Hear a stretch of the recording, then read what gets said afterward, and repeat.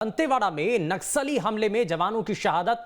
एक बार फिर से इस बात की चर्चा तेज हो चुकी है कि क्या नक्सली गर्मियों के मौसम में हमले ज्यादा करते हैं, और अगर ऐसा है तो क्यों? क्योंकि छत्तीसगढ़ में आज तक जितने भी नक्सली हमले हुए हैं वो सभी मार्च, अप्रैल या फिर मई में हुए हैं।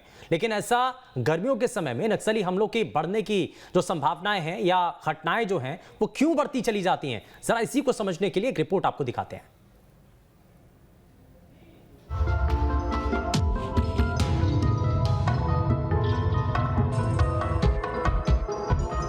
जी हां, दंतेवाड़ा में नक्सलियों की कायराना करतूत से एक बार फिर उनकी बौखलाहट सामने आई है। दंतेवाड़ा में बुधवार को नक्सली हमले में 10 जवान और एक ड्राइवर सहित 11 लोग शहीद हो गए।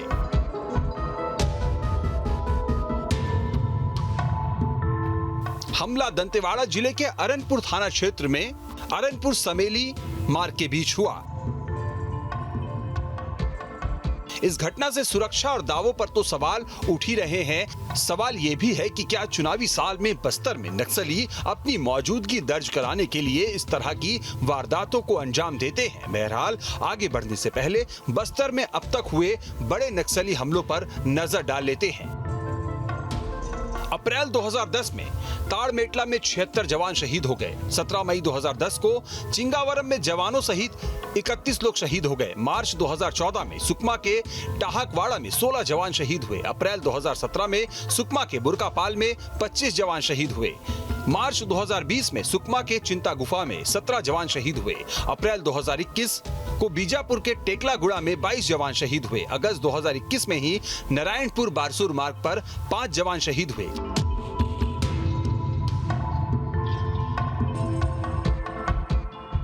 तो बस्तर में इससे पहले भी नक्सली कई बड़ी वारदातों को अंजाम दे चुके हैं। बहरहाल छत्तीसगढ़ में जब नक्सली हमलों की तारीख पर नजर डालेंगे तो हर एक हमला करीब मार्च, अप्रैल या मई के महीने में ही हुआ पाएंगे। आंकड़ों पर यदि गौर करें तो 25 मई 2013 को झीरम घाटी हमले में 30 से ज्यादा मौत हुई।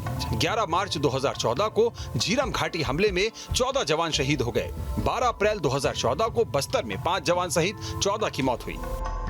अप्रैल 2015 में बस्तर में बारूदी सुरंग ब्लास्ट में 4 जवान शहीद हो गए। मार्च 2017 में बस्तर में सीआरपीएफ के 11 जवान शहीद हो गए। मार्च 2017 में ही दंतेवाड़ा में सीआरपीएफ के 7 जवान शहीद हुए। अप्रैल 2017 को सुकमा में सीआरपीएफ के 25 जवान शहीद हुए। मार्च 2020 में सुकमा में डीआरजी के 17 जवान शहीद हुए। अप्रैल 2021 में बीजापुर सुकमा बॉर्डर पर 22 जवान शहीद हुए।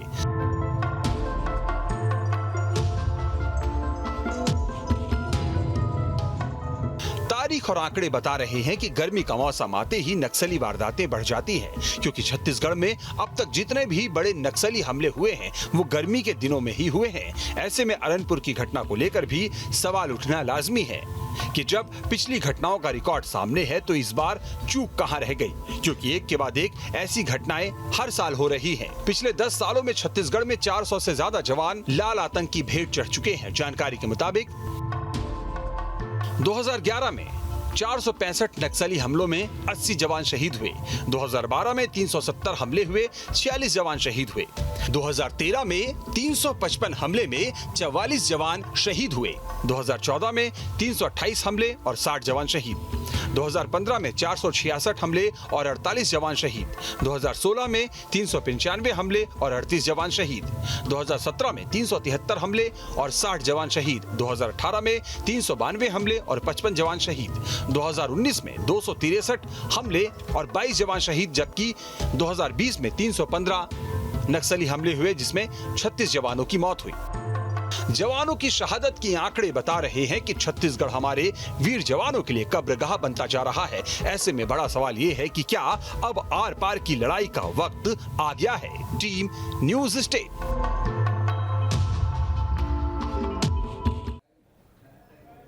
तो एक पूरी डिटेल रिपोर्ट आपको दिखाई है कि कैसे गर्मी के समय में नक्सलियों की गतिविधियां बढ़ जाती हैं और दूसरा पहलू यह भी है कि चुनाव आने से पहले भी उनका मूवमेंट ज्यादा देखने को मिलता है, नक्सली सक्रिय हो जाते हैं और बहुत सारी ऐसी और भी पहलू हैं जिनको समझने की कोशिश करते हैं। खास मेहमान लगातार हमारे साथ कार्यक्रम में लगातार बने हुए हैं, लेकिन इस बीच एक और खास मेहमान हमारे साथ जुड़ चुके हैं, रिटायर्ड डीजीपी रामनिवास यादव जी हमारे साथ कार्यक्रम में। बहुत स्वागत है रामनिवास जी आपका कार्यक्रम में। जरा जल्दी से एक रिएक्शन आपसे लेना चाह रहा हूं, क्योंकि ये माना जा रहा है कि जिस तरीके की मूवमेंट खास करके अप्रैल मई जून में देखने को मिलती है वो शायद ही दूसरे महीनों में देखने को मिलती होगी। इस पर्टिकुलर कुछ महीनों के अंदर ये मूवमेंट ज्यादा क्यों बढ़ती है, इसके पीछे का कारण क्या है? आप थोड़ा सा बताएंगे इसके बारे में, क्योंकि बहुत जमीन पर आपने एक लंबे समय तक काम भी किया है, प्रशासन के साथ जुड़ करके आपने ऐसे कई मूवमेंट पर नजर भी बनाई है, एक्शन भी लिए हैं। मैं जरा इस पर आपसे जानने की और समझने की कोशिश करूंगा, लेकिन उससे पहले जरा एक पॉलिटिकली रिएक्शन ले लेता हूं। अभय नारायण राय जी, एक चुनौती बन चुका है प्रशासन और सरकार के लिए, ये जो मूवमेंट है इनको आपको खत्म करने के लिए कुछ ठोस और एग्रेसिव कार्रवाई करने की जरूरत है।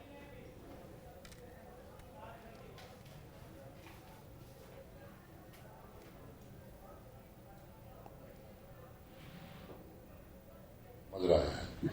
आज मुख्यमंत्री जी ने जिस लहजे में जवाब दिया, जिस लहजे में कहा कि ये खाली नहीं जाएगा और अगर उन लोगों ने ऐसी हरकत की है तो उनका उसको परिणाम भुगतना होगा। अभी कुछ महीने से लगातार हम देख रहे थे कि दोनों तरफ से प्रयास हो रहा था और धीरे धीरे धीरे नक्सली पीछे की ओर जा रहे थे, खत्म हो रहे थे। 400 लोगों ने तो सरेंडर किया है। हाल ही की उसमें सबको मिलाया जाए तो 400 लोगों ने अभी सरेंडर भी किया है। तो सरेंडर जो कर सकते थे उनसे सरेंडर करवा रहे थे, उनको पीछे ढकेलने काम कर रहा। सबसे बड़ी चीज कि जिन सड़कों को उन्होंने कब्जा कर रखा था, जिन क्षेत्रों पे उन्होंने कब्जा कर रखा था, उन पे आवाजाही करके, जनता की आवाजाही, सरकार की आवाजाही, प्रशासन की आवाजाही, एक इच्छा शक्ति हमारे जनप्रतिनिधि भी दिखा रहे थे और एक इच्छा शक्ति हमारे सैनिक और पुलिस के जवान और जो पैरामिलिट्री फोर्स वहां पे उनके जवान भी दिखा रहे थे। इसका परिणाम है कि उसका रिएक्शन आता है। जब आपको रिएक्शन लेंगे तो रिएक्शन आता है, वो भी बीच बीच में रिएक्शन कर रहे हैं। लेकिन ये जो घटना हुई है इसकी रिपोर्ट पूरी रूप से सार्वजनिक रूप से आ जाए, चलता रहेगा सर। छत्तीसगढ़ शासन की तरफ से आ जाए, ये जो रिएक्शन है वो कब तक देखने को मिलेगी और कब ये ऐसे घटनाएं जो है रुकेंगी? अब खात्मे की ओर है। हाँ। शुभेंदु जी, हिंसक घटनाएं नहीं होनी चाहिए। हिंसक घटनाएं अगर होती हैं तो हम भी उसका जवाब हिंसा से देंगे, लेकिन हमारी सीमाएं संविधान की है। हम संविधान में जो अधिकार प्राप्त है उतना ही काम करेंगे। उठा रहे थे गोली का जवाब गोली से देंगे, में लोगों को कर दिया सरकार बार-बार ये कहती है कि नक्सलियों पर हमने पूरी तरीके से कंट्रोल कर लिया है, लेकिन उसके बाद एक ये बड़ा धमाका होता है, ये नक्सली घटना देखने को मिलती है। वो यही तो कह रहे हैं कि हम खुशफहमी में रह गए, लेकिन इस दौरान ये बड़ी घटना हो जाती है।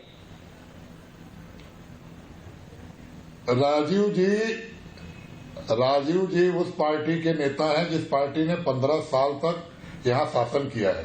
राजीव जी उस पार्टी के नेता प्रवक्ता हैं जो केंद्र में बैठी, और अमित शाह जी का मैं स्वागत करता हूँ, उनका सम्मान करता हूँ कि तत्काल उन्होंने मुख्यमंत्री जी से बात की और राज्य के साथ खड़े हुए, वो शहीद परिवारों के साथ खड़े हुए। लेकिन भारतीय जनता पार्टी जो छत्तीसगढ़ की है, जो सत्ता की छटपटाहट में कोई भी घटना घटे केवल सरकार पे आरोप लगाना है। राजीव जी प्रोफेसर कह रहे हैं कि 5 नेताओं की, बीजेपी नेताओं की हत्या कर दी गई है कि आज कांग्रेस के प्रवक्ता तो हमें भी है दुख आपको, अगर झीरम कांड को लेकर के मैंने कहा कि आज जो शहीद हुए, हाँ,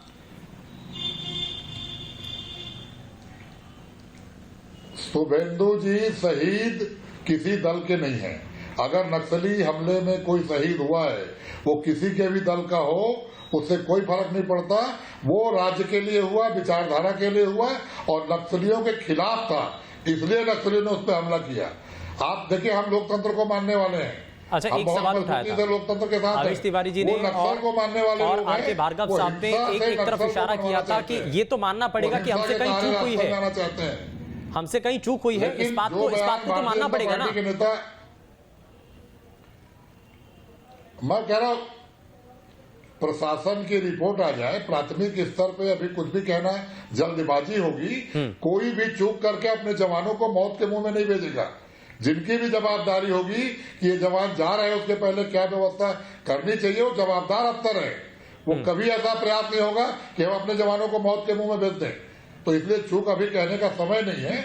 इसकी रिपोर्ट आ जाएगी, रिपोर्ट में जो आएगा सच्चाई सबके सामने आएगी, वो छुपाने की वस्तु नहीं है। लेकिन चूक कह के हम उनको हतोत्साहित न करें जो हम मोर्चा संभाल रहे हैं। हाँ। जो मोर्चा लड़ रहे हैं, ठीक है, हम 4 नक्सली मारते हैं, 4 वो हमको मारते हैं, लड़ाई चल रही है तो लड़ाई में तो होता है। लेकिन जो लोग वहां मोर्चे पे हैं उनको आज क्या तकलीफ हो रही होगी, जिन्होंने उनको भेजा होगा वो क्या ये जान के भेजेंगे कि हम इनको भेज दें? सारी व्यवस्थाएं की गई होंगी, लेकिन उसके बाद भी हम उस पर टिप्पणी तभी करेंगे जब उसकी रिपोर्ट आ जाएगी। राजीव जी, लेकिन नक्सलियों अंतिम दौर की लड़ाई है ये, और इस अंतिम दौर की लड़ाई में क्या विपक्ष को अपना साथ नहीं देना चाहिए? मुख्यमंत्री भूपेश बघेल कहते हैं कि ये जो लड़ाई है ना, ये बौखलाहट में, क्योंकि ये जो रिएक्शन देखने को मिला है, ये बौखलाहट में रिएक्शन नक्सलियों का सामने आया है, और अंतिम दौर की ये लड़ाई है नक्सलियों के साथ। क्या इसमें आपको सपोर्ट नहीं करना चाहिए? बिल्कुल सपोर्ट तो कर रहे हैं। केंद्र सरकार ने 7 राज्यों की संयुक्त मोर्चा गठित की है। जो आर्म फोर्स है 7 डीजी मिलके लगातार बैठक करते हैं, गृह मंत्रियों की बैठक हो रही है। जो संघीय व्यवस्था उसके अनुसार भी हो रहा है, और हम भी अपने लोगों को खो रहे हैं, कांग्रेस भी खो रही है। सपोर्ट तो है, लेकिन देखिए जब बड़बोलापन होता है, जब कोई कहता है कि नक्सल समाप्ति की ओर चले गए और अभी एक्सपर्ट बैठे हैं, वो कह रहे हैं कि इतने जल्दी नहीं जाने वाले, उनके इनपुट्स है, उनको एक जानकारी है। और जैसे आवेश जी ने भी कहा कि उनको एक चीज की जानकारी है, कहां से जाते हैं, कहां से आते हैं। ये बुलेट और बटन की लड़ाई है, और नेपाल के जो नक्सली है वो बटन पे आ गए हैं, वो अभी लोकतंत्र में हिस्सा ले रहे हैं। यहाँ के नक्सली तो इनकी विचारधारा का ही पता नहीं है। वो चारू मजूमदार और जो दूसरे नक्सली थे वो तो कहते थे हमको लोकतंत्र में भरोसा नहीं है, शस्त्र क्रांति करेंगे, बदलाव करेंगे। और ये जो नक्सली है उनकी कोई विचारधारा नहीं है, वो केवल जवानों को मारते हैं, उगाही करते हैं, पुलिस से उगाही करते हैं, वन विभाग से उगाही करते हैं, और ठेकेदारों से उगाही करते हैं। इनकी कोई विचारधारा नहीं है, इनको तो सिर्फ मारना चाहिए, एक ही उपाय है। लेकिन हम अगर आत्मग्लानि में, अच्छा एक चीज बताइए सर, राजीव जी एक चीज बताइए, 15 सालों तक तो सत्ता में आप भी रहे, आपने भी इनसे जूझे हैं, आपने इनसे लड़ाई लड़ी है, तो कुछ तो आपने उस वक्त सीखा होगा, या आपको लगता होगा कि इस वक्त आप ये स्ट्रैटेजी अगर अपनाई जाए तो शायद उसका असर देखने को मिल सके? थोड़ा सा सजेस्ट कर दीजिए। नहीं, सजेशन बिल्कुल है। सजेशन तो है कि जैसे मैंने कहा, मुख्य धारा में लाने की कोशिश हो रही है, और जो लोकल लेवल के जो वहाँ के ग्रामीण हैं उनकी गाँव की व्यवस्था की जाए। केवल सरकार ये बोल दे कि हम 60 उपज खरीद रहे हैं, वो हमारे साथ ऐसा नहीं होगा। ग्राउंड लेवल पर जाके ग्रामीणों के साथ सामंजस्य और तारतम्य सरकार को बनाना चाहिए, जो हम लगातार कर रहे थे। नहीं, मैं एक मॉडल की बात कर रहा हूं सर। आंध्र प्रदेश के अंदर नक्सली घटनाएं बहुत तेजी के साथ बढ़ी, 23 जिले जिसमें से 21 जिले नक्सल प्रभावित इलाके वो माने जाने लगे, लेकिन वहां पर एक मूवमेंट चलाया जाता है। वहां पर सबसे पहले नक्सली गुटों से बातचीत की जाती है, उनको समझाया जाता है, नहीं मानते हैं तो उसके बाद वो एक्शन लेते हैं। तो ये जो कुछ इस तरीके के कदम है, और आज देख लीजिए आंध्र प्रदेश के अंदर घटनाएं नक्सलियों की पहले इसके मुकाबले बहुत हद तक कम हो चुकी है। क्या ऐसी जरूरत आ चुकी है? मैं इसमें जरा जल्दी से एक रिएक्शन ले लेता हूं आर.के. भार्गव साहब से। सर, इसमें कुछ हमें स्ट्रैटेजिकली कुछ चेंजेस करने की जरूरत है छत्तीसगढ़ के अंदर, क्योंकि जो मूवमेंट खास करके गर्मियों के समय में, मैं उस पर एक रिएक्शन आपसे लूंगा, लेकिन इस पर जरा फोकस कर लेते हैं कि आंध्र प्रदेश में जो घटनाएं, उस पर लगाम लगाने के लिए जो प्लान, क्या ऐसा कुछ प्लान छत्तीसगढ़ में भी हम इंप्लीमेंट करने की तरफ बढ़ सकते हैं? हाँ, देखिए, ये तो जो लोकल गवर्नमेंट है उसके ऊपर है कि वो किस तरह से इनके साथ में निपटती है। देखिए, जब नक्सलिज्म या कोई भी इंसर्जेंसी ना, उसमें 2 फैक्शन होते हैं। एक होते हैं हार्ड लाइनर के लिए सिर्फ गोली एक जवाब है, बाकी के लिए बातचीत, डेवलपमेंट एरिया का, उससे जो है उनको सेटिस्फाई किया जा सकता है। लेकिन समहाउ ये जो एरिया अभी बचा हुआ है, देखिए आज से 6-7 साल पहले शायद 90 से ऊपर डिस्ट्रिक्ट जो थी टोटल आंध्रा वगैरह सारा मिला करके, वो नक्सल इफेक्टेड थी। आज की तारीख में वो सिमट करके शायद 1/3 रह गई हैं, 33-34 ऐसे रह गई हैं, वो सारी इसी एरिया में ज़्यादातर कंसंट्रेटेड है। तो वहाँ पर जो किया था उसको निपटने के लिए, तो सीधी बात है, जो नक्सल ग्रुप थे उससे उन्होंने बात करके उसमें से वो लोग जो कि फेंस के ऊपर बैठे हुए थे, उनको उन्होंने अपनी तरफ ले लिया, जो फेंस के दूसरी तरफ। अच्छा, एक चीज और मैं इसमें और जोड़ देता हूं भार्गव साहब, एक चीज थोड़ा सा इस पर भी गौर करते हैं कि ये जो हथियार हैं जो हम देख रहे हैं, टेक्निकली बहुत ज़्यादा एडवांस हो चुके हैं, बहुत सारी नई तकनीकों का इस्तेमाल कर रहे हैं नक्सली। आखिर इनको ट्रेन कौन कर रहा है, और ये हथियार सप्लाई कहाँ से हो रहे हैं? ये ठीक है, हथियार सप्लाई सर जी, आवाज आ रही है आपको? सर जी आपको आवाज आ रही है? हाँ लेकिन खाली हथियार एमिनेशन से लड़ाई नहीं लड़ी जाती है। क्यों? क्योंकि इनको आइडियोलॉजिकल फीड जब तक नहीं मिलेगा तब तक ये डेड होने शुरू हो जाएंगे, इनको अगर आइडियोलॉजिकल सपोर्ट नहीं ठीक है। लेकिन होता यही है कि इनको आइडियोलॉजिकल सपोर्ट कहीं ना कहीं से मिल रही है।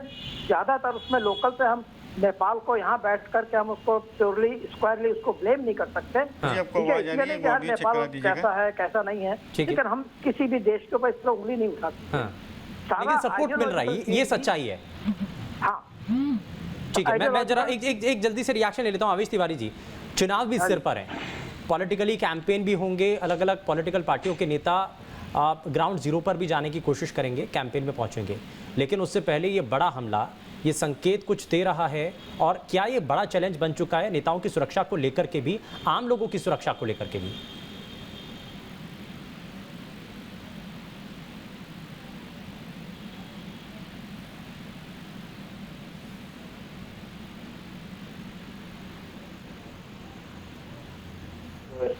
सुरक्षा पर एक बड़ा खतरा है। दूसरी बात, यह जो बार बार कहा जा रहा है कि आंध्र प्रदेश में खत्म हो गया, छत्तीसगढ़ में अभी तक चल रहा है, लेकिन आंध्र प्रदेश और छत्तीसगढ़ की सीमाएं एकदम कटी हुई है ये। और जब माओवाद का खात्मा पूरे देश के होगा तब आप मानिए सही मायनों में खात्मा हुआ है। यह सच्चाई है कि जिस तरह से आंध्र प्रदेश में कोबरा फोर्स ने काम किया, एक्शन किया, वह बहुत ज्यादा कारगर रहा, लेकिन छत्तीसगढ़ का टीरेन जो है, छत्तीसगढ़ के जजमें जो है वह ज्यादा घने हैं। यहाँ पर स्थितियां बहुत खराब रहती है मिलिट्री फोर्सेस के लिए, सीआरपीएफ वगैरह के लिए। डीआरजी जो है, स्थानीय पुलिस ज्यादा सफल रहती है क्योंकि वह रास्ते जानती है और उनको पता है कि जंगल में कहाँ जाना है, कैसे नहीं जाना है। निसंदेह बड़े ट्रेनिंग की जरूरत है और उस विश्वास की जरूरत है जो लंबे कोशिशों के बावजूद बस्तर की जनता ने, दंतेवाड़ा की जनता ने पाया है। और मुझे लगता है कि अगले 4-6 महीने बड़े मुश्किल भरे होंगे। वैसे में फोर्सेज की संख्या बढ़ानी चाहिए और सबसे बड़ी चीज है इंटेलिजेंस अगर नहीं काम करेगा सही ढंग से तो इस तरह की घटनाएं बार बार घटेंगी। इंटेलिजेंस की जिम्मेदारी छत्तीसगढ़ पुलिस की है, उसके अलावा सीआरपीएफ की अपनी इंटेलिजेंस है। आपको ज्वाइंट ऑपरेशन चलाना होगा। और मुझे लगता है कि अब एक बात आपको बार बार बताऊं, ये साफ दिखाई देता है जब नक्सलियों के कहीं पर से भी पैर उखड़े हैं, भले वह झारखंड हो, भले वह बिहार हो, भले वह पश्चिम बंगाल हो और भले आंध्र प्रदेश हो, तो इस तरह की वारदातें वह करते हैं। यह मौत से पहले की आखिरी सांस रहता है तो निश्चित तौर पे इसका बड़ा गहरा दुख है। तो सबसे बड़ा दुख यह है कि जब आदिवासियों की जो भले जवान थे हमारे, जिसकी मामले में शहादत होंगे, और मुझे लगता है कि केंद्र सरकार और राज्य सरकार मिल करके ठीक है, इसमें दोनों को मिल करके अगर वो आगे बढ़ेंगे तो शायद जल्दी से इस पर हमें कुछ ना कुछ असर भी नज़र आता हुआ दिखाई देगा। रामनिवास यादव जी हमारे साथ लगातार बने हुए हैं। रामनिवास यादव जी, क्योंकि एक लंबे समय तक आपने ग्राउंड पर रह करके काम किया है, इस वक्त सबसे बड़ा चैलेंज क्या है? उस नेटवर्क को तोड़ना जिसके ज़रिए बहुत सारी सूचनाएं, जिसके ज़रिए बहुत सारी जानकारी नक्सलियों तक पहुंचती हैं, या फिर चाहे वो फंडिंग हो, चाहे वो हथियार की सप्लाई हो, या फिर उनको टेक्निकली ट्रेंड करने की जो सिचुएशन बनती है, ये सभी चीज़ें, तीनों फैक्टर पर क्या सबसे पहले इन तीनों चीज़ों को उनसे अलग करने की ज़रूरत है? इस पर सबसे पहले एक्शन लेने की ज़रूरत है, तभी नक्सली कमज़ोर हो पाएंगे। सबसे पहले मैं सभी जवानों को श्रद्धांजलि अर्पित करता हूं और परिवारों के साथ पूरी संवेदनाएं हैं। पिछले 23 सालों में यदि हम देखें तो 2500 के करीब हमारे जवान शहीद हुए हैं और 2500 से 3000 के करीब शासकीय कर्मचारी प्लस आम जनता के जो आम नागरिक हैं वो शहीद हुए हैं। उन्होंने भी यहाँ बलिदान दिया अपना। तो इसके लिए अब ये है कि 3 चीजें जरूरी हैं कि इंटेलिजेंस वो अब काफी ठीक ठाक स्थिति है छत्तीसगढ़ पुलिस की, क्योंकि पहले जो जिस प्रकार की हालत थी, अब छत्तीसगढ़ पुलिस कि आम जनता के साथ, सरकारी कर्मचारियों की भी आम जनता के साथ सहभागिता है, तो वो इंटेलिजेंस काफी ठीक ठाक तरीके से आ रही है।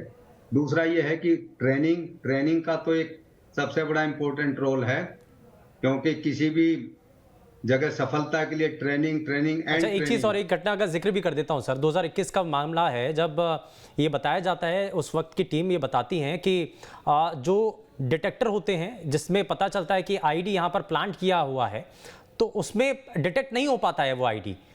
पता बाद में ये चलता है कि वो एक फॉइल के अंदर वो उसको लपेटा गया था, जिसकी वजह से वो डिटेक्ट नहीं हो पाया है। तो यानी कि इसका मतलब ये भी है कि वो बहुत ज़्यादा टेक्निकली फॉरवर्ड हो चुके हैं। अब उनसे निपटने के लिए हमें अपनी जो तकनीक है उसको और भी ज़्यादा मजबूत करना होगा, एडवांस करना होगा, उनसे अगर मुकाबला करना है तो। अब आईडी की जो टेक्निक है वो सभी छत्तीसगढ़ पुलिस को मालूम है। वो किसके अंदर, फाइल के अंदर लगाते हैं, कितनी गहराई के अंदर लगाते हैं, क्योंकि वो सारी की सारी जो है हम लोगों ने पहले 2006-7 से लेके एक्साइज पूरी सभी जवानों ने भी, सभी अधिकारियों ने भी की हुई है। उसमें कोई ऐसी नई टेक्निक नहीं है। वो जो, क्योंकि आईडी के बारे में यह है कि यदि आप बहुत गहराई से जहां 2 फीट तक डिटेक्ट होती है, आज 4 फीट पे लगा देंगे तो डिटेक्ट नहीं होगी। यदि 4 फीट पे कोई ऐसा है तो फिर 6 पे लगा देंगे तो डिटेक्ट नहीं होगी। वो नक्सली भी अपनी गतिविधियां बदलते नहीं, तो रहते हैं। अब इसमें कैसे आइडेंटिफाई होगा सर कि सड़क बनी हुई है? अब ये कैसे कोई मालूम करेगा कि उसके नीचे भी आईडी प्लांट कर सकता है कोई?